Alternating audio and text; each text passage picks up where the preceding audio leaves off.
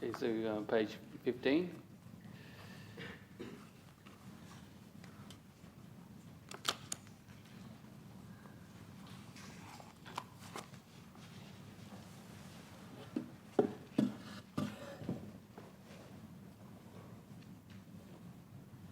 We can bow to the Buddha 3 times.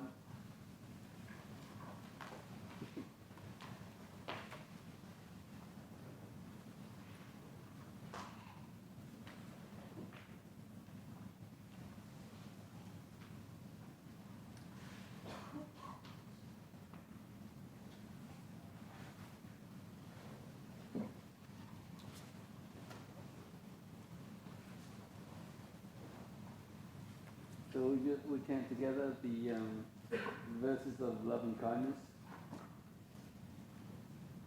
In English? In English, yes. This is what. This is. You can join in. This is what should be done by one who is skilled in goodness and who knows the path of peace. Let them be able and upright, straightforward and gentle in speech, humble and not conceited, contented and easily satisfied, not using duties and frugal in their ways, peaceful and calm and wise and skillful, not proud and demanding in nature. Let them not do the slightest thing that the wise would later reprove, wishing in gladness and in safety. May all beings be happy, whatever living beings there may be, whether they are weak or strong, omitting none, the great or the mighty, medium, short or small, the seen and the unseen, those living near and far away, those born and to be born. May all beings be happy. Let none deceive another or despise any being in any state. Let none through anger or ill will wish harm upon another, even as a mother protests with her life her child, her only child, so with a boundless heart should one cherish all living beings, radiating kindness over the entire world, spreading upwards to the skies and downwards to the depths, outwards and unbounded, free from hatred and ill will, whether standing or walking, seated or lying down, free from drowsiness. One should sustain this recollection. This is said to be the sublime abiding, by not holding to false views, the pure-hearted one, having clarity of vision, being free from all sense desires, is not born again into this world.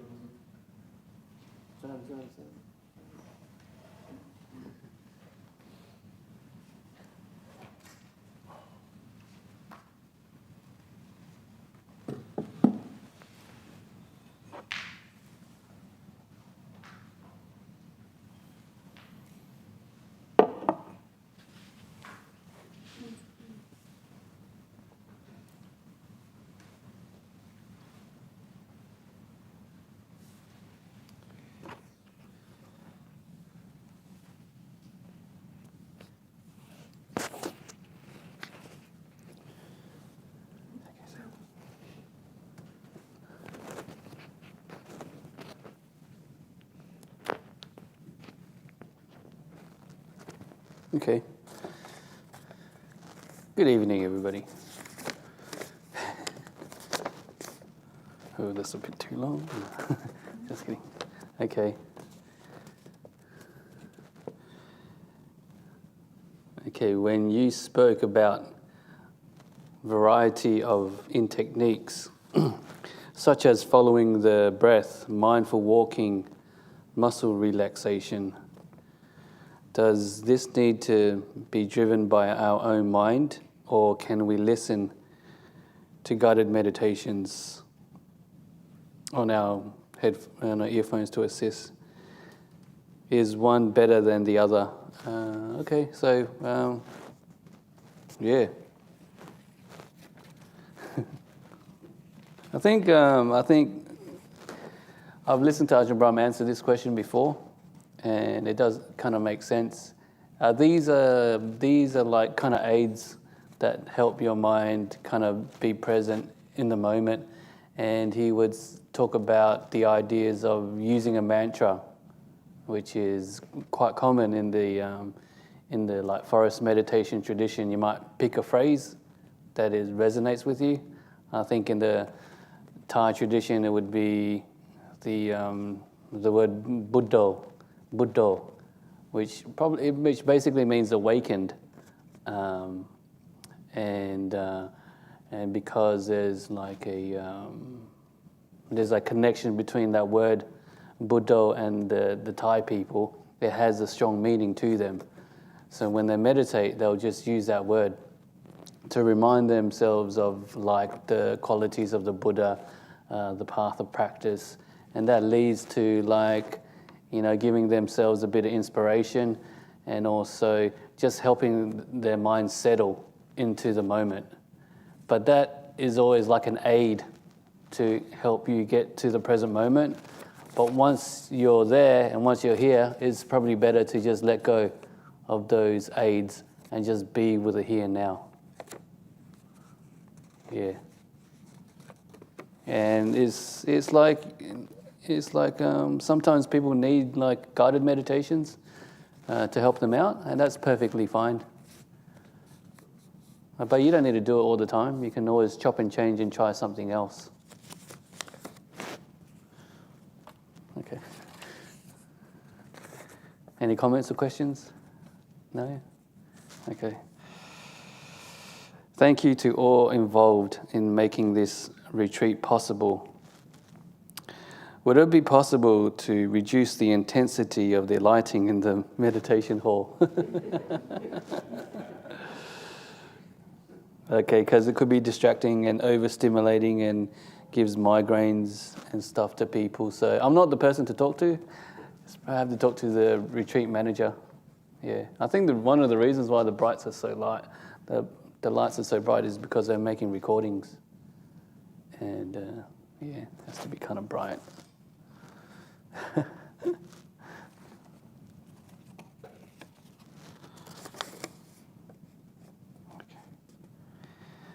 Would it be possible for the people that would like to do it discreetly or wait until the end of the retreat?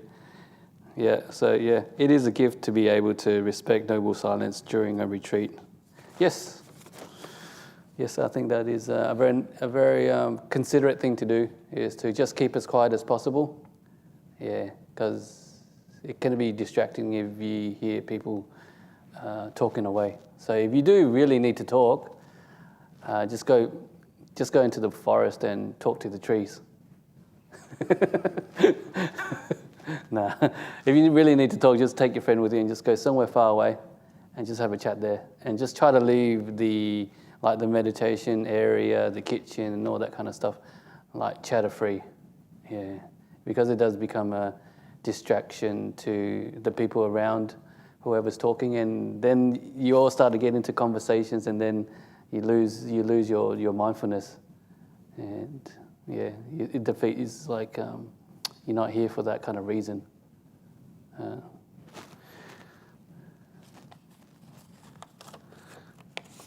Okay.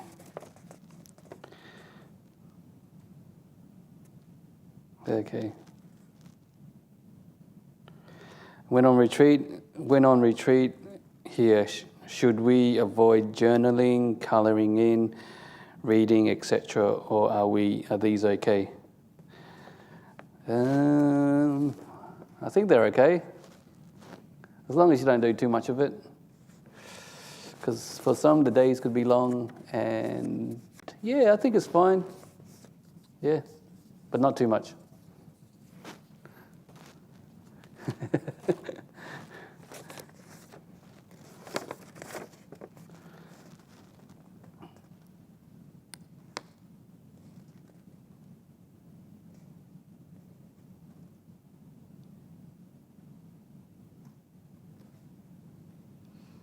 Okay, so dear Ajahn, many merits for your nice teachings. They are really helpful. What was the monastery that you were with, Ajahn Kemavaro?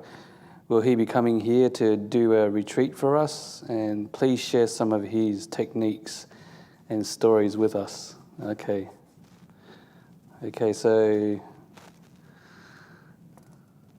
the monastery that I stayed with him was in Wiseman's Ferry in Sydney, and there's a place called Wat Buddha. And did you hear a couple of years ago, bushfire went through there? Yeah. So big bushfire that was in Sydney that burnt for days. Finally, I think it jumped the river.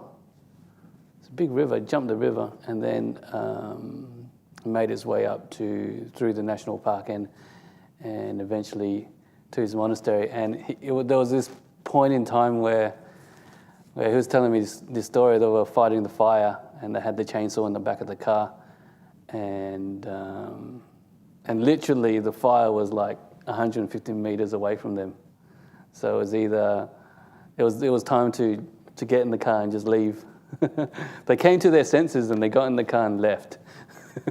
And then they were driving. He was telling me they were driving, and there was this trees just falling onto the path. Because I think what happens is when you're living in the forest for a very, very long time, and there's no bushfires or anything like that that's been threatening the place, then we can just become complacent and we don't check the fire brakes and the tracks. So you end up with these obstacles if you need to escape. So luckily they had the chainsaw in the car, because if they didn't have that chainsaw in the car, they wouldn't have been able to cut up that log to be able to move it and then escape the fire. He was telling me that story, and I was like, what? You could have died. And so they had that. But then he was telling me, I spoke to him a couple of months ago, and even the forest looks really different now. It's like a lot of it got burnt down. And it was kind of strange. He was telling me that people felt a little bit depressed after the fire, the residents that would live there, because the forest is burnt down, or some of their huts, fire went through there and just took all their belongings, and just some people just felt a little bit uneasy just living back in the forest again. There was some sort of fear there. And it's kind of interesting to see, is like, even though we're like trying to practice to calm the mind down and to be peaceful, and life may seem like that way if we're living in a peaceful and calm environment. Our minds don't get tested, and then when something like that happens, we can actually see where our practice is at. If the mind is still, a bit turbulent, it's still unsettled and whatnot in a situation like that, then maybe there's still a little bit of meditation to do, a bit of reflection and all that kind of stuff. So it's like an indicator to see how much growth you have made on the path. And Ajahn Kema was like, yeah, whatever kind of thing. He was pretty cool about it. These things happen. Monasteries burn down, fires burn through them, and there's no point of just sitting and whinging about it. You just do something, do whatever you can to just fix the monastery up. And so, he was so confident. He was so confident that the fire wasn't going to burn down his monastery. So what he did, he booked a flight to America to see his parents. So the fire was like literally just rolling through Sydney, and his plane was on that day to fly to America. So he flew to America, and I think Ajahn Tiradhamma was there looking after the monastery. I think they were escaping then, because the fireys came in and said, look, it's too dangerous here. The fire's coming close. You have to leave your property. So the monks, they left for Santi Forest Monastery in Bandanoon. And Ajahn came and thought, the fire's never going to touch my place. It's been protected by the devas. Yeah. So then he left for America. Yeah. He left for America, and then I think when he landed, he got the phone call. Your monastery is burning down. So then he had to get back on the plane and then come back to Sydney to see what's going on. So I think there was a period of time where the fireys said, no, you can't come back, just wait. And then when the fires settled and all that kind of stuff, they came back to see what damage has been done. Yeah, and luckily the main structures were still there, so they were able to move in and just continue living a monastic life to the standard of keeping the rules and having people offer food every day. There was a kitchen, so there was food on a daily basis. There were a few huts, so monks could stay in there. So only a few buildings got burnt down, a lot of the walking meditation paths, and So the one that I helped build, that got burnt down. Oh my gosh. It's a bit sad, eh? It was only there for like 5 years and it got burnt down. Crikey. Anyways, never mind. And and then it's kind of interesting. And then after that, he got a lot of support, like people giving donations, going out there to help rebuild a monastery. Yeah, to some people, monasteries are like fantastic things to get involved in, just creating a place for monks to practice, and even for like what Buddha Dhamma has set up for lay practitioners to go to and practice. So there's accommodation, there's water, there's food, there's enough things that you need to survive. And it's a very different style to myself. Ajahn Kema, he likes to have like the group sits. You all know about the group sits. So like you have to like sit together in the meditation hall, and you have to be there on time and all that kind of stuff. So he'll have like during the rains retreat, like he intensifies the practice. Some of you may be into it.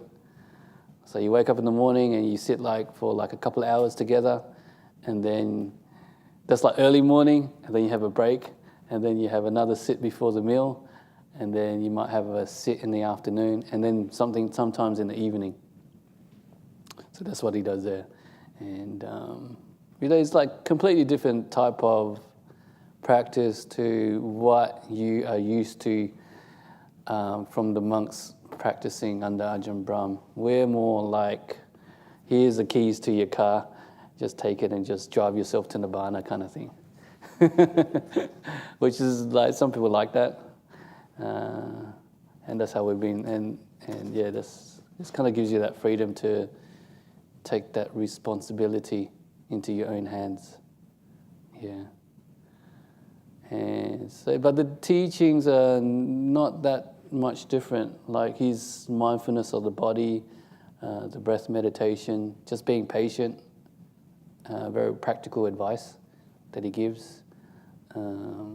Just learning how to let go, just training the mind. It's like he's big on training the mind. That's if you're dedicated to the path, that's what you do. Is just dedicate time to train the mind. Yeah, just to sit down and Just allow things to happen. He always says that 95% of the monastic life, of the training, is just done by living a monastic life. And it's sort of Ajahn Chah would say, like the Buddha planted these mango trees in the forest. And the mango trees are full of mangoes. And the mangoes, they represent like the freedoms, the peace, the enlightenment. And the trees are right there. The Buddha put them there. And Ajahn Chah would say, all you got to do is just go sit underneath those trees and the fruit will fall. And then what's that sitting, That sitting is just like put your bum on the meditation cushion. That's all it is. And just be conditioned by like-minded people, read your books, read the suttas. They point your mind in the right direction. Yeah, that's also a part of the learning. You listen to what, you come to these retreats, the different teachers will teach you different techniques. They will come from a different angle, but they basically mean the same thing. Yeah. Just,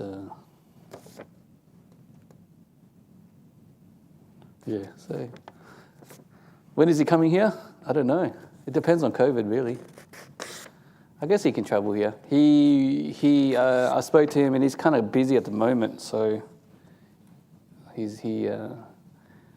think they purchased another property somewhere near Port Macquarie, and he's trying to maybe build like a couple of meditation cabins up there, so monks can go there and just do a bit of practice and try to bring Buddhism to Port Macquarie.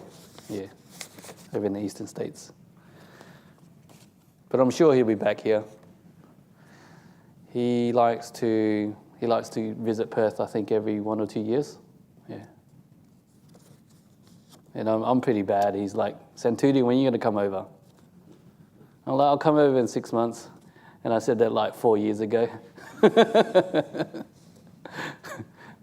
I'm really mean, but I'm just too busy too. Okay. Oh my gosh. This is one for my kids. Do monks fart or burp?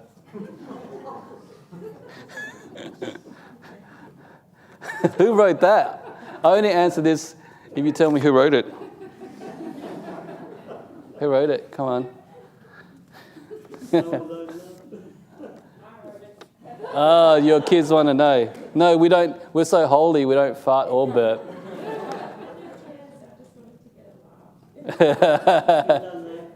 Well, now you don't know. We don't fart. We don't burp.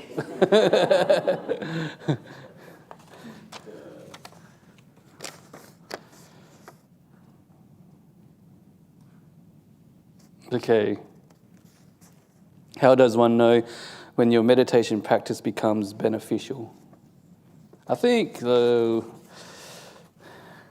is how you can affect the people around you in a genuine manner. Yeah. Because if you're kind to yourself, you know how to be kind to other people.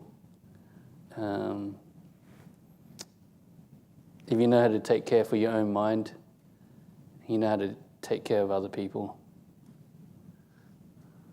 And I think one of the things that I've learned is just having an understanding of other people and accepting them for who they are. Because through the meditation you can understand your own mind and your own flaws and your own troubles, and you know that you cannot change them straight away in your own self. So when it comes to looking at other people, there's no need to be judgmental.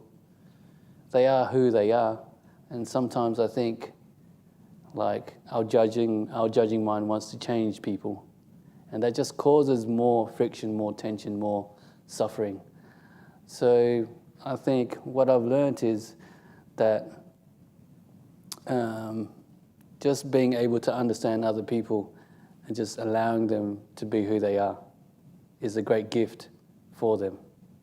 When you can treat people like that, they feel comfortable around you, and they can trust you, and they can become your friends. And where does that come from? I think that also comes from your own practice. Just spending just many hours being by yourself, just learning your own mind, and just dealing with it. I was talking to somebody earlier who was like, it's sort of like, you have your own worlds and you have your own distractions, and if something goes wrong with your life, you just go and distract yourself. You might go watch a movie or go see a friend. You don't really learn what is going on within your own mind. And I think, like as a monastic just growing up, we had very few distractions. You have very few distractions. You have all these rules that you have to keep. You have this idea of a monk just going into a kuti, or like a cabin, and just being by themselves all day with whatever mind state they have. And like you get stuck with it. So you can either learn how to, fight with yourself, or you can be compassionate to whatever is going on. There's no real escape when you get put into a box or you live in a situation like this. So I think what you learn is you learn a lot about your mind, and you learn how to be kind to yourself. And just putting yourself in that kind of situation, that's what you learn. And I guess, in a sense, that's how it can be beneficial to other people. Being able to be kind to yourself, you can be kind to other people. Yeah. And then like other many things, if you look at examples like, the different teachers that come here, they get different benefits from the meditation practice. Some of them may just use that energy of their minds to maybe put it into study. And you have teachers like Ajahn Brahmali.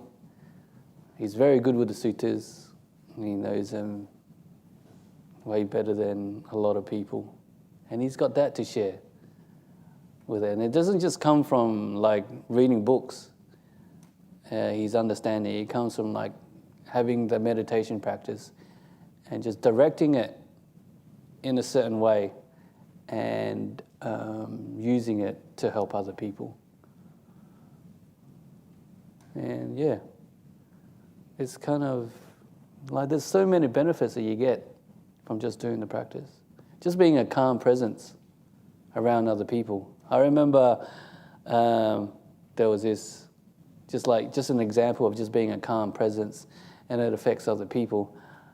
There's a monk who's staying with us at the moment, and he was telling me that when he was working as a mechanic in the workshops, and these are tradies, they're rough people. They're throwing spanners, and they're saying, they're swearing and all that kind of thing. And they get frustrated, and this monk has like a very like a calming demeanor about him, and has always been there. And he would just work away, mind his own business. And you got this other worker, he would like be worked up, get frustrated easily. But he always liked to work with this person because he was calm. And one day he sort of pulled this person over and said, "Look, one of the reasons why I like to work with you is because you have a calm presence, and your calm presence makes me feel calm as well." So in a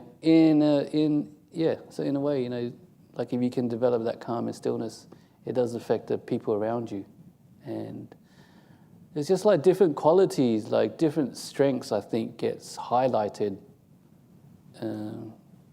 when your meditation becomes better.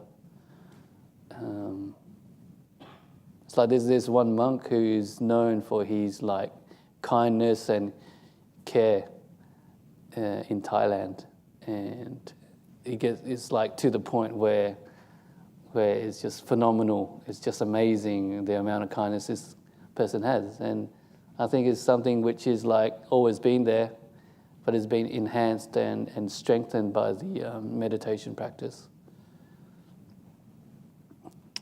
Yeah.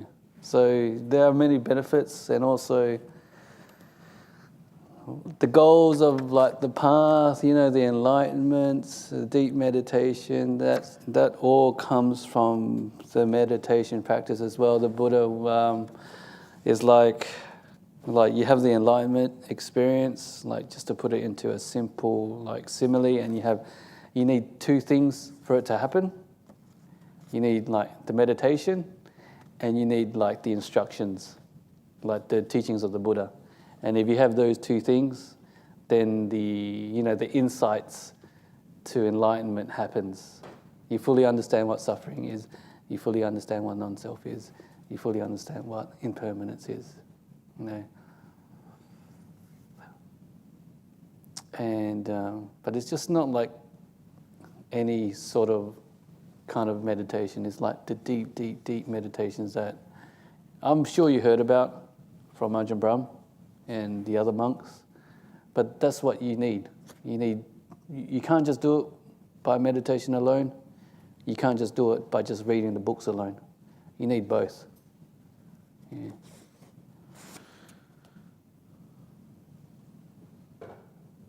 And also, you can get lottery numbers. Hey, how about that? What numbers do you want today?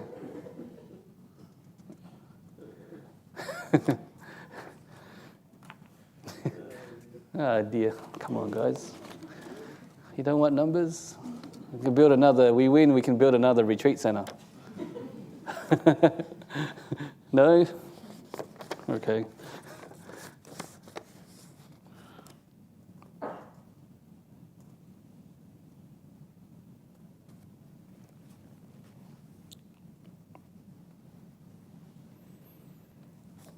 Okay, so I have a friend who has been diagnosed with terminal cancer. She has no religious background and no meditation experience, and is full of fear and anger. What should I say to her to lessen her fear?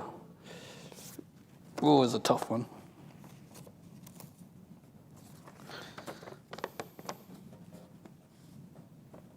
Yes, it's a tough one, isn't it? I don't really know what you say to people like this. You can only I guess you can just listen to them, care for them, and just be around them when they need help. I haven't really experienced much about people getting cancer and how they react to it, but I guess some people fear, some people are angry because it's a part of who they are as a personality trait. Sometimes you cannot change that much. You can talk to them and tell them, try to look on the bright side. You got chemotherapy, you got medicines, and it may help. But I have a nursing friend, and he just says there's two types of patients. There's one patient that accepts what's happening, and there's the other patient that doesn't. And that's the kind of situation that people are, like the nurses are in the hospitals. So yeah, you can always try to calm them down, and yeah, I don't know what you can really do. Just be around with them, and then just see what happens. Because sometimes, usually people in this situation, they might be searching for something as well.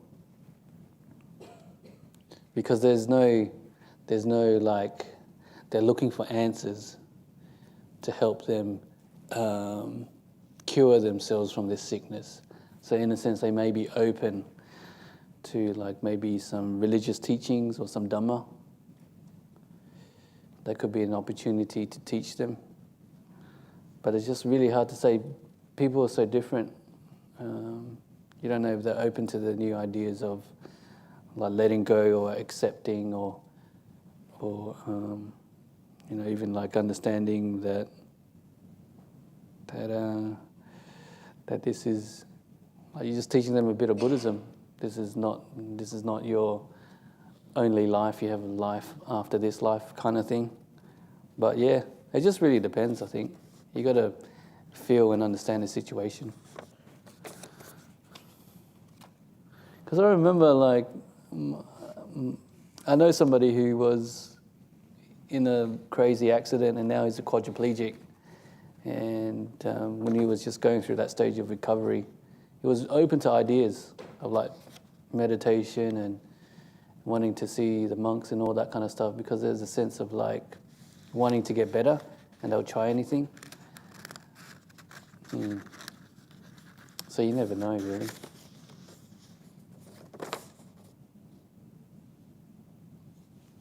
So, what sort of things are discussed at the interviews? Who wrote this question? We talk about the weather and how to and lottery numbers, how to cook curries. What else do we talk about? Talk about colour schemes. Do you like the colour of the carpet? No. It should be this colour. It should be that colour. We talk about all sorts of things. Okay.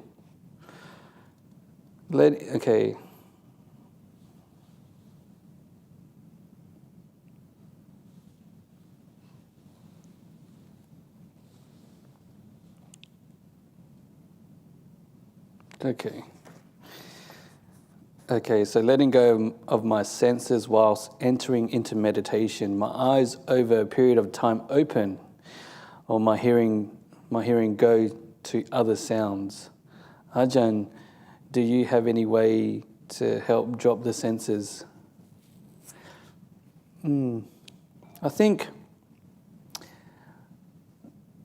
like when you start to meditate as a beginner, like I was saying before, you're kind of sensitive when you first start out. It's like and after you've been doing it for a while, you sort of like become desensitized to the sounds around you, and yeah, like just give it a bit of time. Just get used to the sitting, and then these little distractions where somebody walks in and makes a sound, or somebody closes the door. Before when you first started, that could be a little bit distracting, but then after a while it doesn't really get that much distracting anymore. And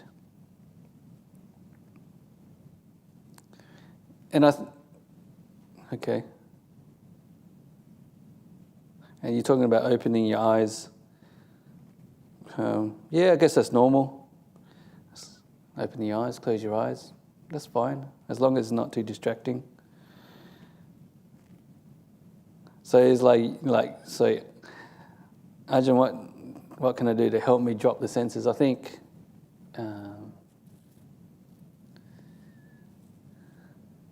it's like Ajahn Chah would say, it's not the sound that disturbs you, it's you disturb the sound.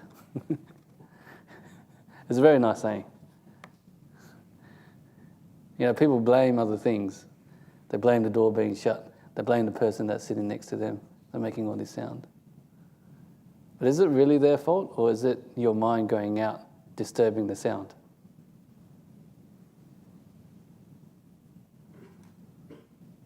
Yeah. It's like we had this it's like sometimes just thinking about that, just makes you look in a different way.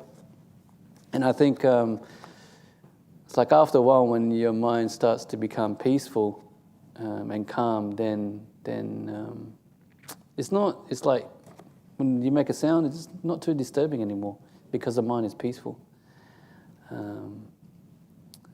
when you first start out, the mind isn't so peaceful. So you're quite sensitive to sound, and when you hear a bang, it can be quite jarring, or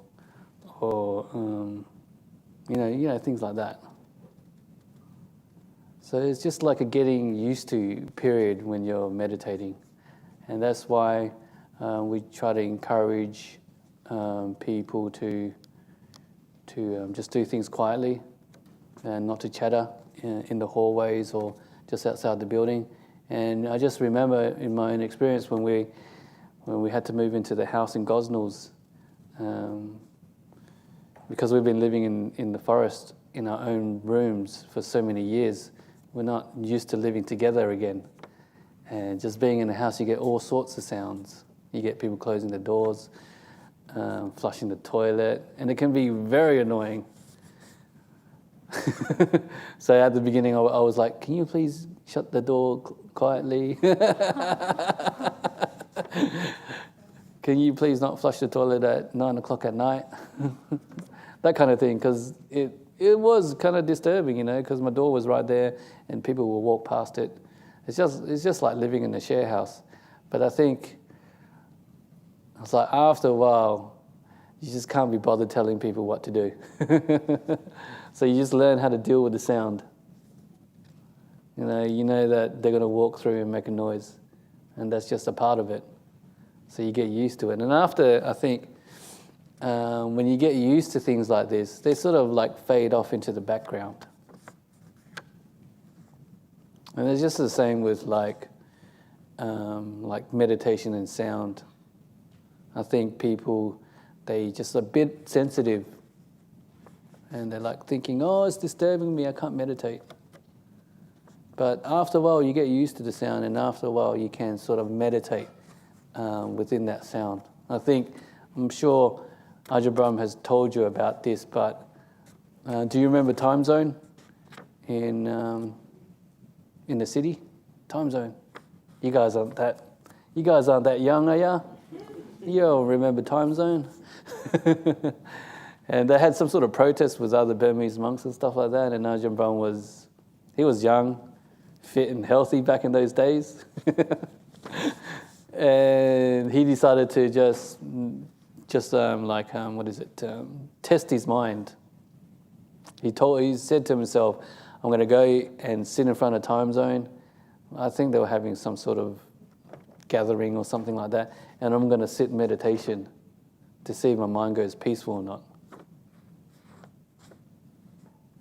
So then he tested himself. He sat in front of time zone, and he was able to meditate. His mind was able to handle the sound and stuff like that. It wasn't too distracting. And I think because the mind is already peaceful, it can be peaceful amongst the distractions of the world. That's a kind of nice idea for us people, like spiritual people, to work towards, is to be peaceful in like this world of distractions. You can walk through a busy place but still feel calm. That kind of thing. And yeah. It's kind of interesting. I remember I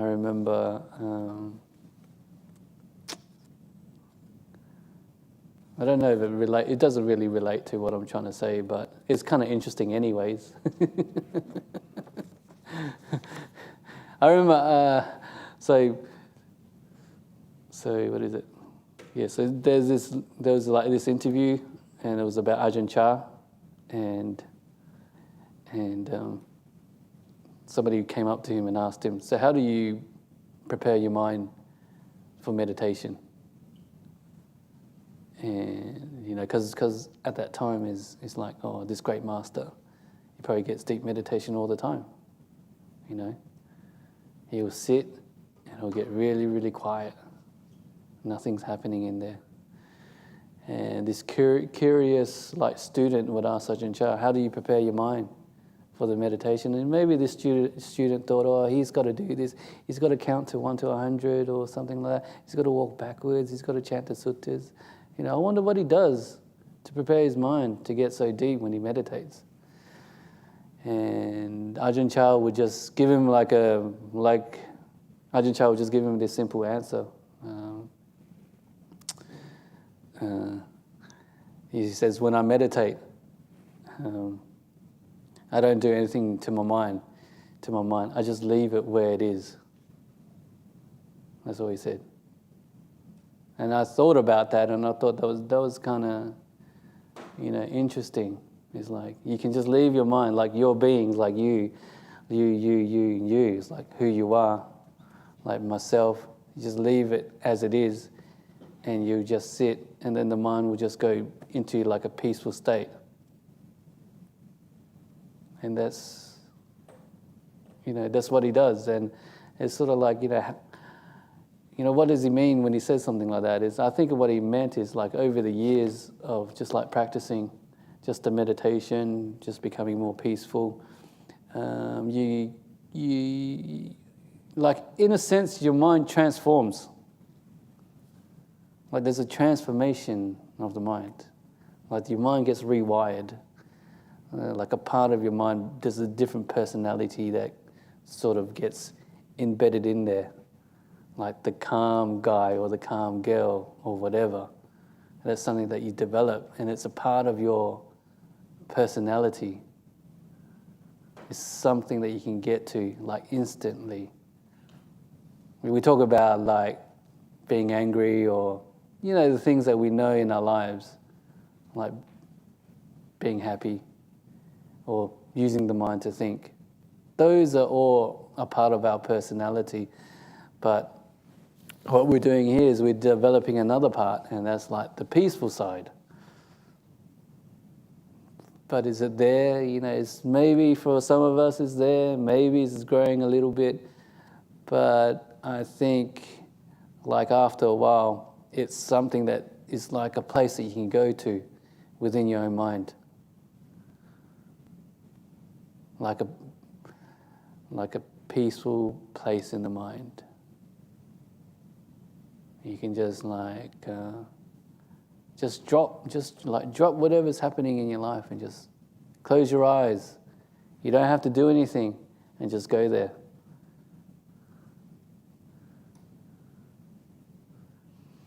And yeah, I always thought about the practice in this kind of way. You kind of becoming, parts of you is becoming something else. But essentially you're still the same person.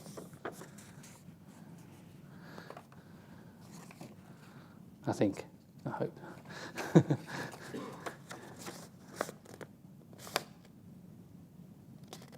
Okay.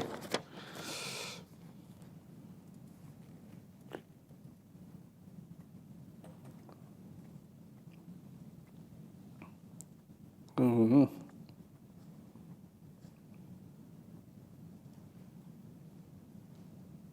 Mm-hmm.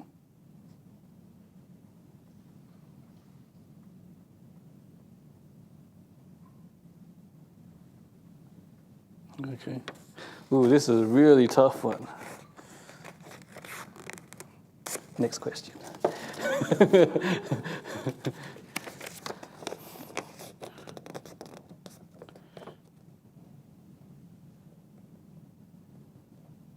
Okay.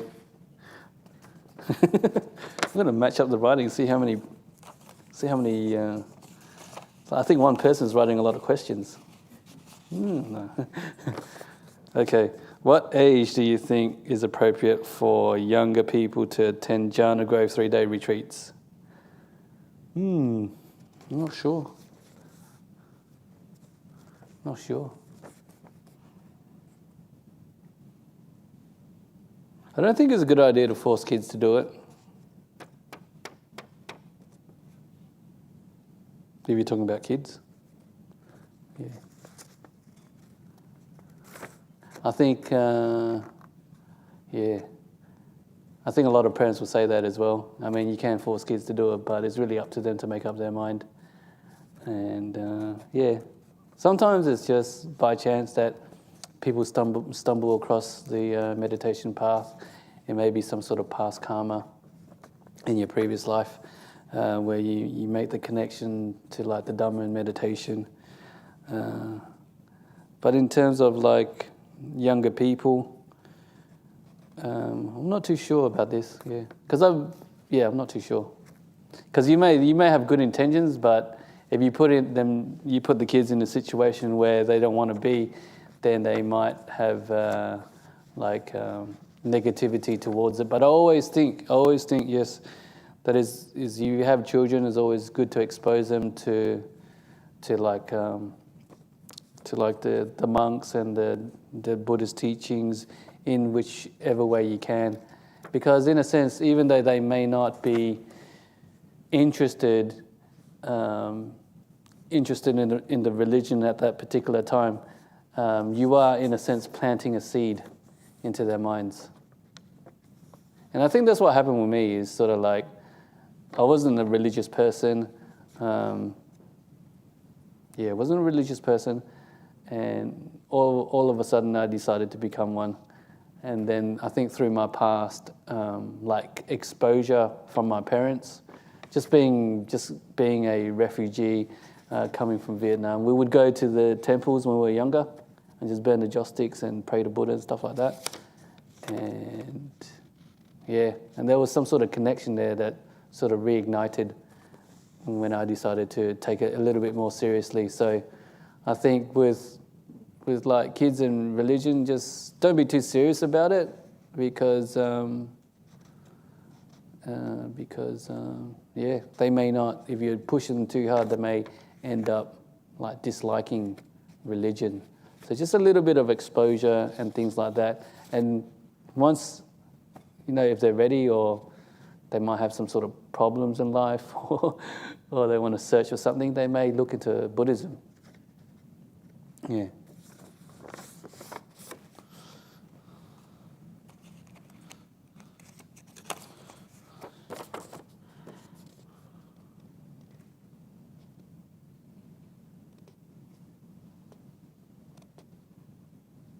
Okay.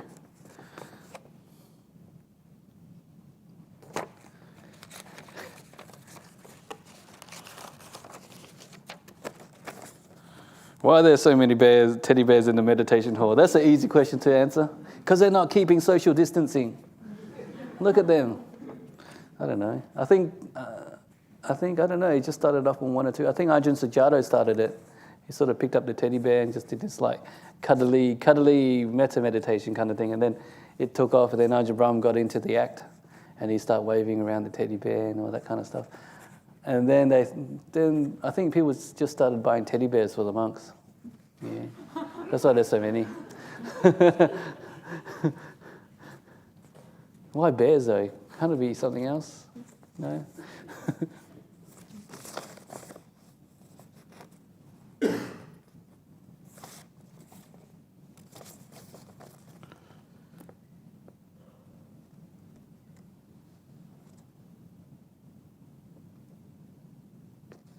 Okay. If possible, during the talk at 9 a.m. to speak and reflect about forgiveness, please. Okay, I'll try.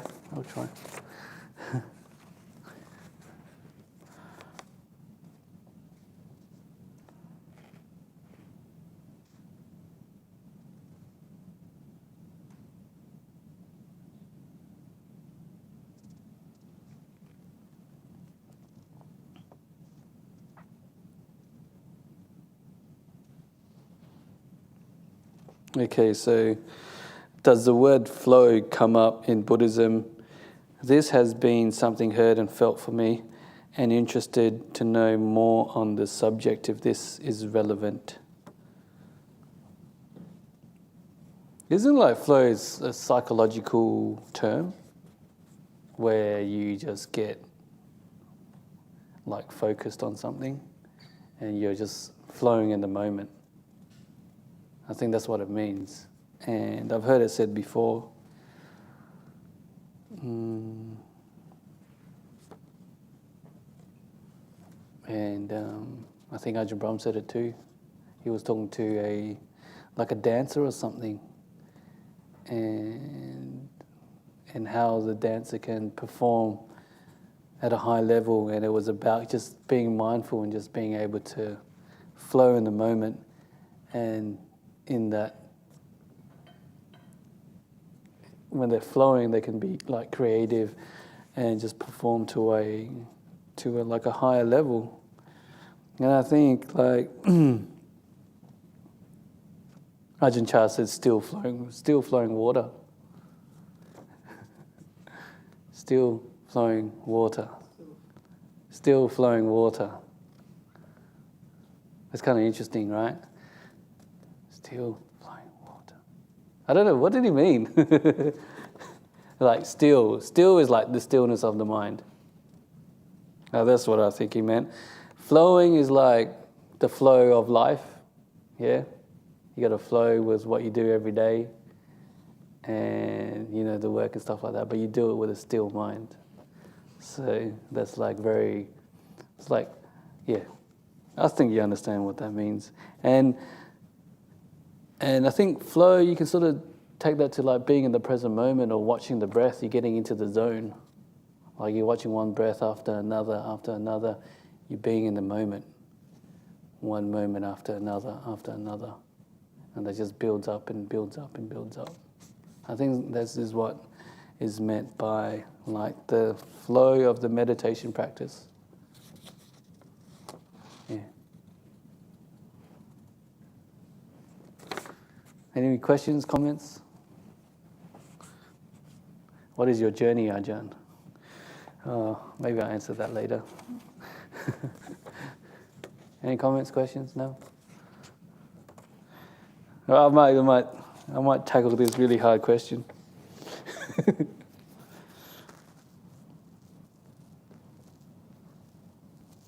Okay, how do you reconcile your mind spending time with somebody who is opposite to the type of person you want to be? My parents sounds like terrible people. I wouldn't say these words. Terrible people, and they can be horrible to others. No kindness unless they get something in return. They are my parents, though. Yeah, that's a super tough situation to be in.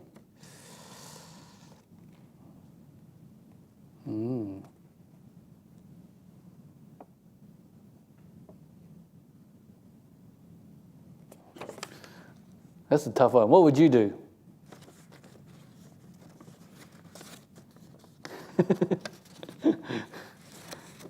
I think just use a lot of common sense to justify what you want to do in this situation. Yeah. I can't tell you what to do, otherwise I might get in trouble by your parents. I think a lot of common sense, just be mindful, meditate on it, and I think you know what the answer is in these kinds of situations. I think it's kind of obvious what you can do in this situation. Yeah. Okay. Any questions or comments? No?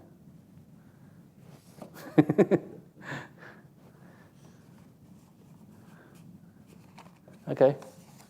Cool. We call it a night. Yeah?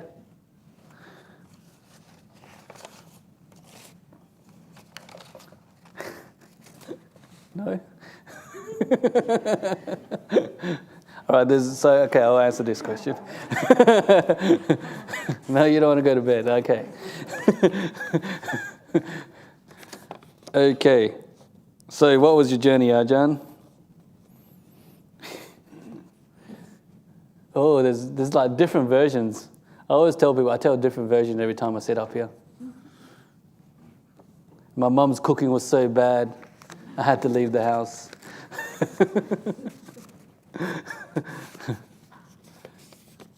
I'm getting old now, eh? I'm turning 42 this year, so I've been around. Huh?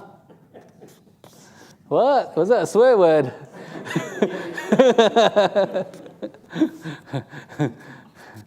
So yeah, I've been around for a while now. This is my 17th year as a monk. Yeah.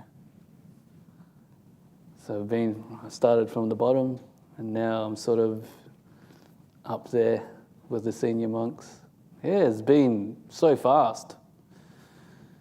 And there are times, sort of like, sometimes you're diligent with your practice and sometimes you're not. It's just the way it is. It's just not trying to paint like a realistic picture for you guys, And yeah. But you never lose, like I think the reason why I stay as a monk is because you never lose that no. It's like the reason why you stay with something is because you can see some sort of benefits in doing so. So when you think about this path, there's always like these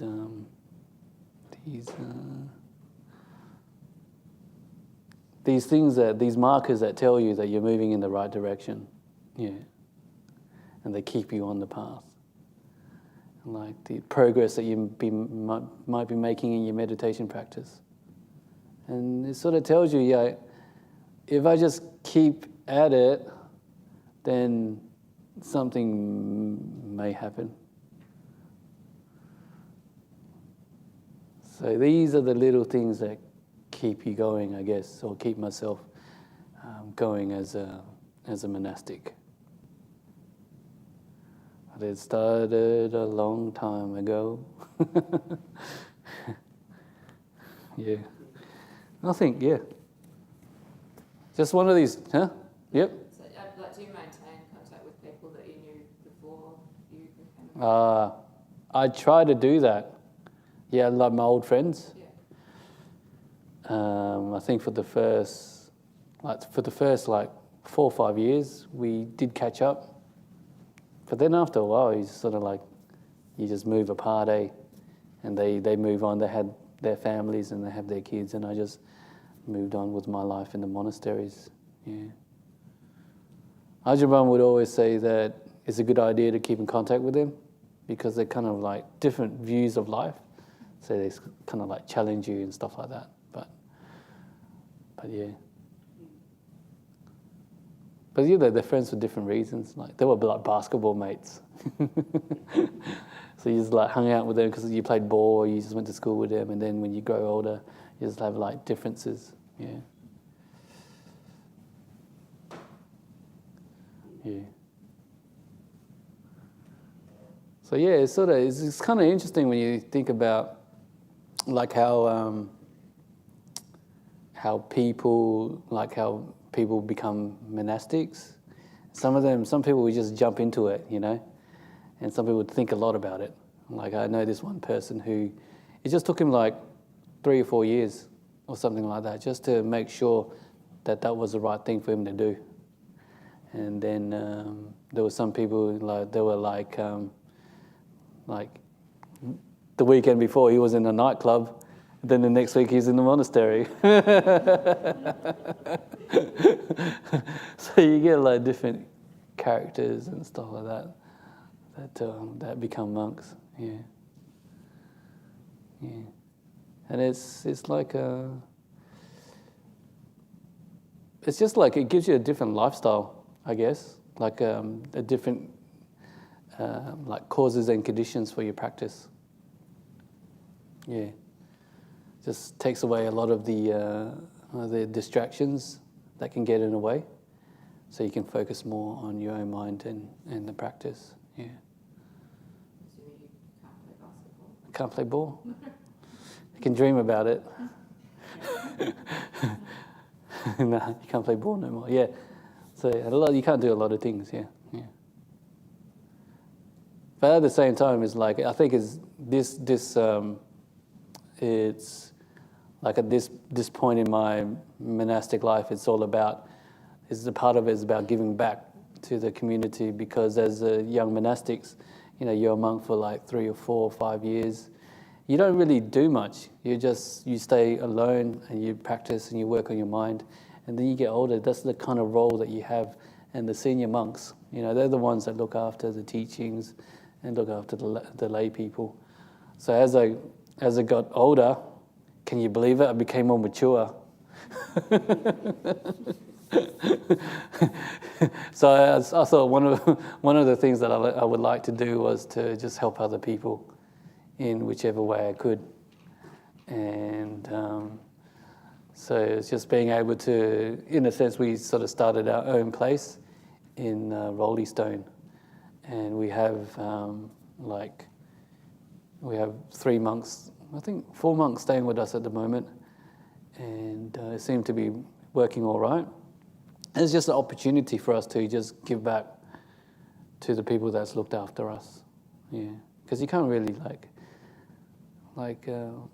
it was getting to a point where just doing the same thing in monastic life wasn't as satisfying as it could be. You're just living in a monastery, you're just building stuff, and meditating and learning, and you're sort of doing that for yourself, like the meditation, and you're maintaining the monastery.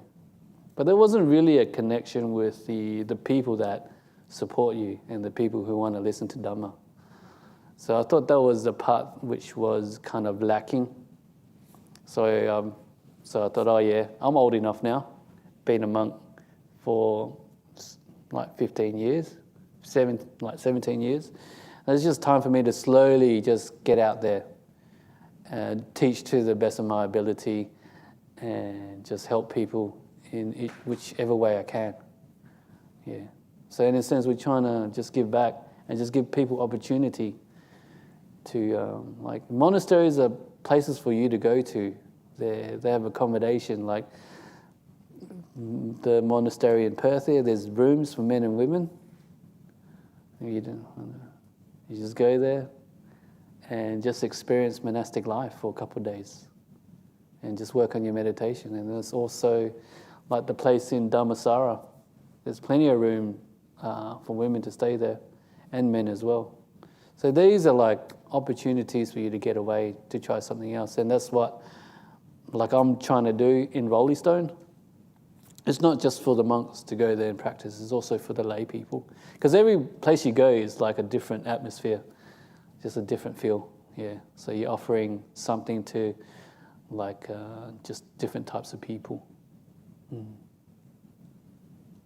So that's where I'm at the moment, So you just travel around a bit. As a monk, I've been to Sydney, been to Thailand. You learn things from different teachers. And after a while, you get to know what you like. And I was just telling people earlier, like with the meditation practice, after a while, once you settle into it, you only really need maybe 2 or 3 techniques to help calm your mind. There's always there's a zillion techniques out there. And you can just your head will explode if you try all of them, So you get to a point where you just need 1 or 2 or 3, and that's enough. And you just chop and change between them two.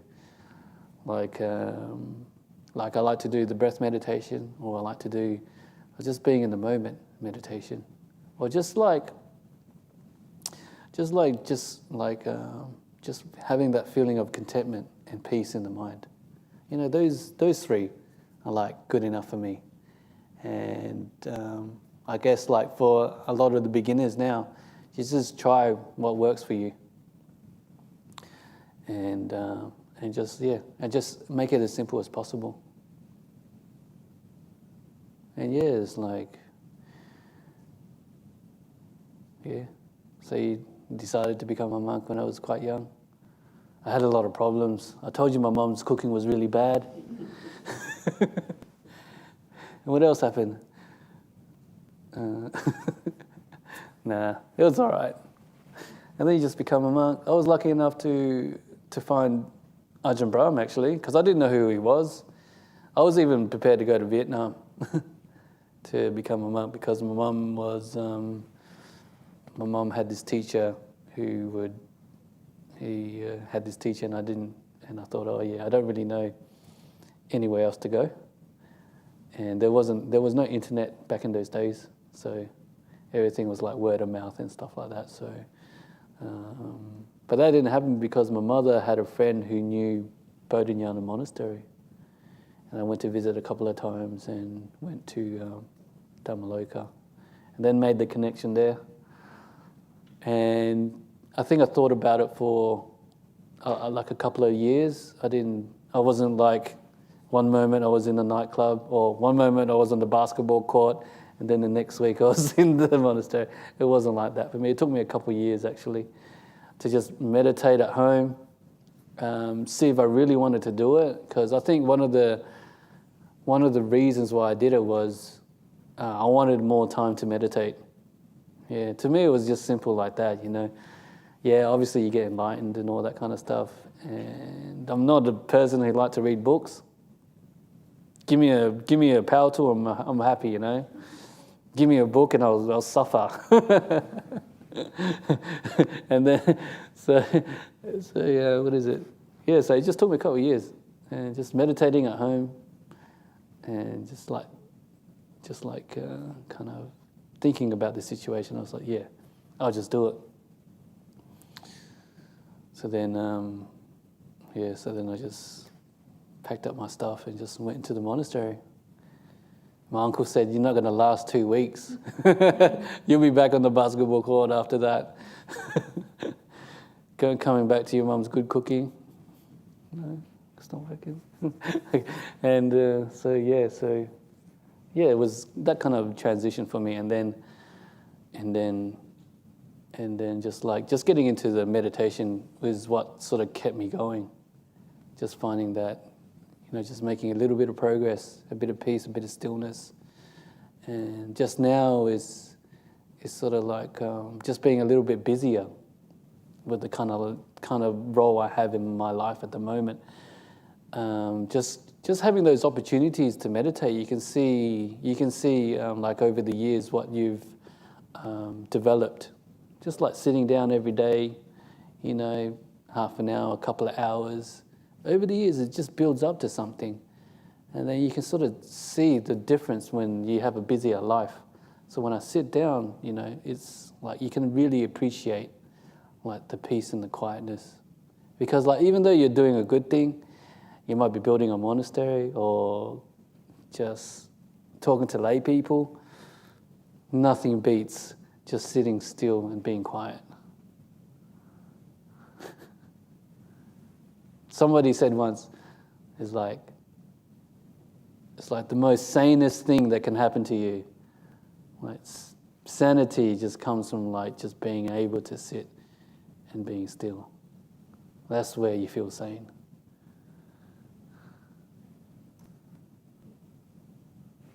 Yeah, okay, yeah, that's enough.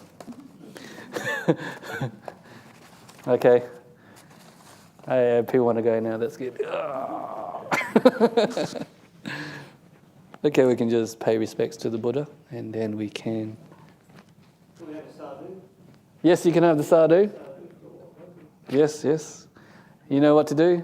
3 sadhus. Do we know a sadhu? You can kick it off. All right. Yep. Sadhu. Sadhu. Sadhu. That's an Ajahn Brahm. That's an Ajahn Brahm thing, yes.